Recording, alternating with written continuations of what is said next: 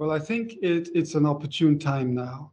What has happened is that the global supply chains have been disrupted through the COVID pandemic and other international events going on. And it's very clear that the multinational firms need to diversify their supply chains. So they have been given incentives to come back to their countries, and they are looking to diversify everywhere else in the world. And this is an opportune time for Africa to show that they have the potential to enter into these global supply chains. And they do have the potential because of three main factors. One is that they have the youth, the geographic dividend, and this is also high-skilled youth, tech-savvy youth.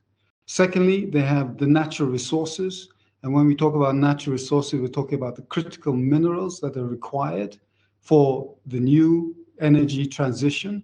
And thirdly, they have the ability to scale things up because of the African Continental Free Trade Area.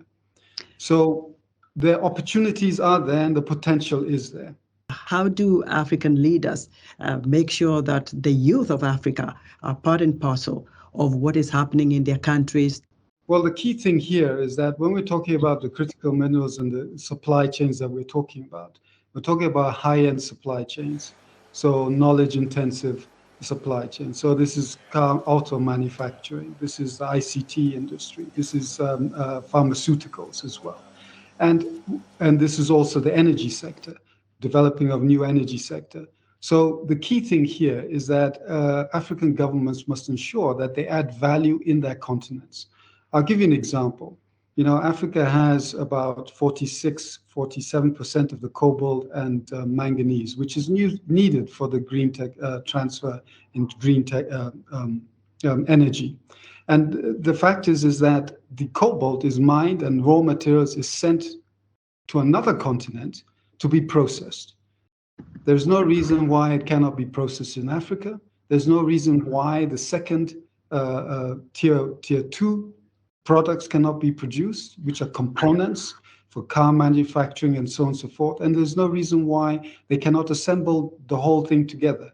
We're talking about the Airbus model, where different parts are made in different countries throughout Europe, and then they're put together. This is the same thing that can happen in Africa, because the African Continental Free Trade Area strives to have zero tariffs across the continent. So it's about the skills and clustering of skills in various parts of Africa.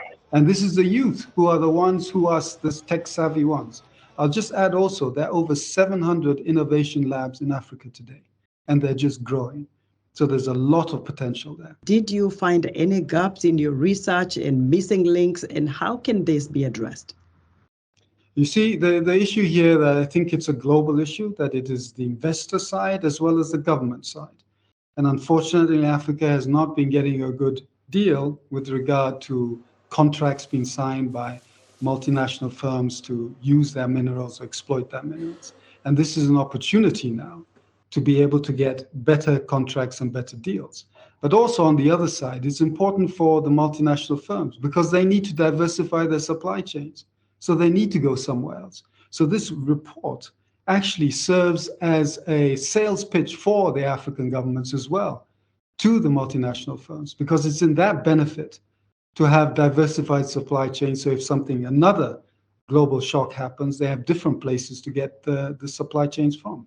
So it is in everybody's mutual interest to move forward along those lines. And I believe, and I have the optimism to believe, that this will start taking place. And if you've had an opportunity to look at our report, you'll see on page 90, figure 21, that it clearly indicates what the capabilities of Africa in different countries, from the processing of raw materials to the tier 2, which is components, to tier 1, which is actually assembling and putting parts together. So this is very critical, and this is evidence on the ground which business people and multinational firms will see and take advantage of.